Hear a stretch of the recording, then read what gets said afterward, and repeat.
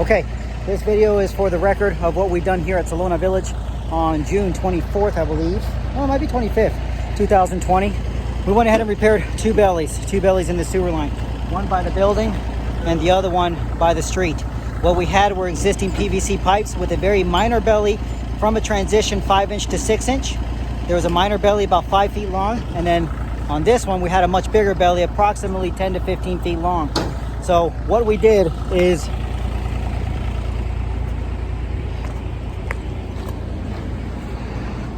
don't mind us as we're removing this shore box.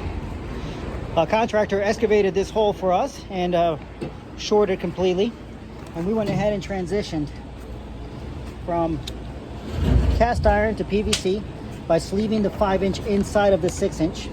Installed a dual clean out and then took 6-inch side-by-side PVC all the way up to the point where it goes under finished asphalt. Okay, we have side-by-side clean outs, which will be installed in lamppost covers, which are on the side. When it comes to the other hole, again, right under you. Yep. On this side, side-by-side 6-inch PVC as well.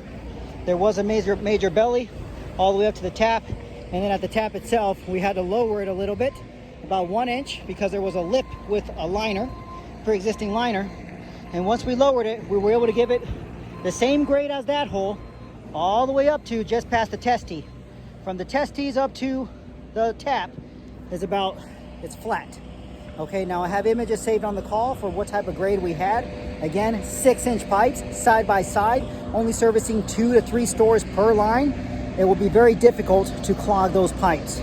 So again, good grade, not good, but okay flat grade from building up to under the asphalt, and then picked up okay flat grade from just past the asphalt up to the test tees, and then from the test tee up to the public sewer line, which is about 3-foot section of pipe, is flat as a table. So that's what we got.